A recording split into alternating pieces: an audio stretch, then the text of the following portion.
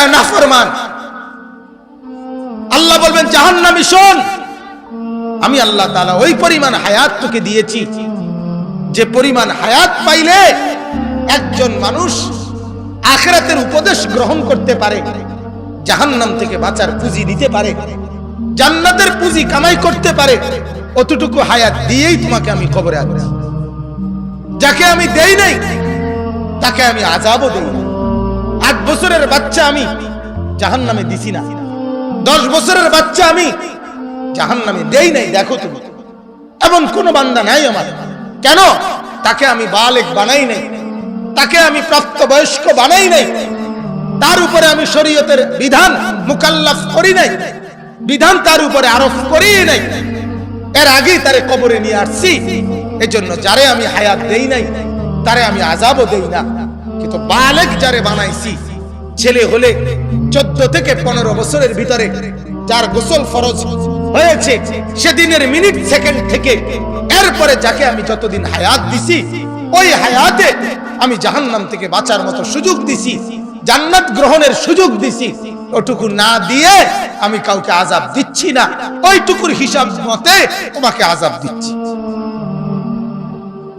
ওইটুকুর হিসাব। এরপর আল্লাহ তাআলা বলেন ওয়াজাআকুমুন নাযীর, শুধু কেবল বান্দা হায়াত দিয়ে তোমাকে ছেড়ে দেই নাই, হায়াত দিছি এতটুকু না, হায়াত দিয়ে তোমার মন মতো বুঝালো এটাও না। আল্লাহ তাআলা বলেন ওয়াজাআকুমুন নাযীর, আমি রব্বুল আলামিন তোমার কাছে ভয় প্রদর্শনকারী বান্দা আমি আল্লাহ পাঠাইছি। তুমি কল্পনা করে দেখো, 5 ওয়াক্ত নামাজ, 5 রোজা, হজ, যাকাত, দান, সাদাকা, হালাল হারাম, সুদ, ঘুষ, মিথ্যা, চুরি, ডাকাতি, জিনা, ব্যভিচার, অন্যায় অপরাধের কোনটা এমন যেটা তুমি আগে শুনো নাই?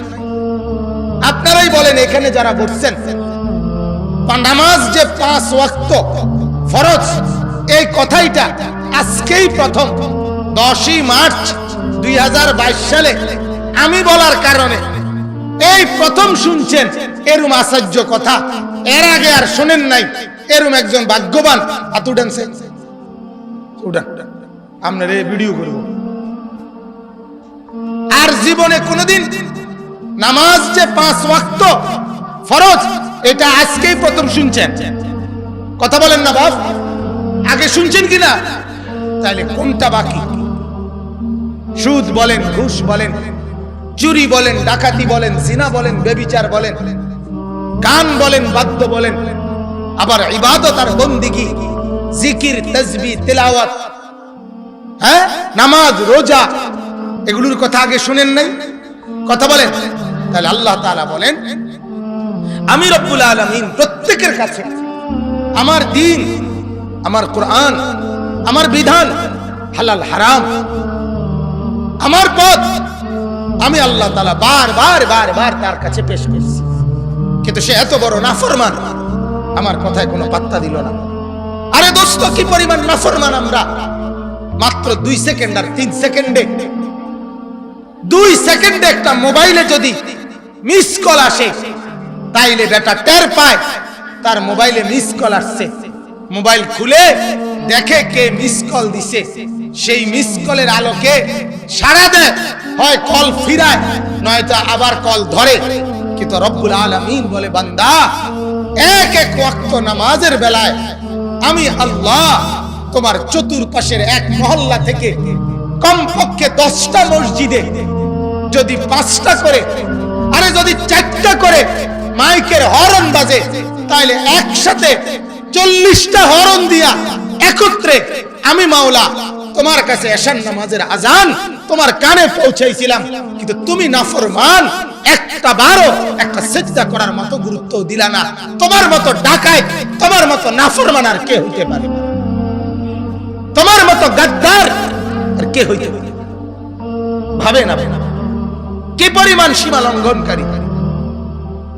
এজন্য এটা ভাববেন, এটা ফিকির করবেন, এটা ফিকির করবেন, এটা ফিকির করেন, এ কথা অনুভব করেন যে জিন্দেগি আল্লাহর কথাকে প্রত্যাখ্যান করছেন কেন? না বুঝার কারণে? কথা বলেন না কেন? না শোনার কারণে? শোনেন নাই আগে? কথা বলেন না বাপ, কথা বলেন। শোনেন নাই আগে? বোঝেন নাই এটা কোনটা হালাল কোনটা হারাম এটা বোঝেন না? কোনটা করণীয় কোনটা বর্জনীয় এটা বোঝেন না? তাইলে বিড়ি খান কোন লজ্জা? তাইলে 20 বছর ধরে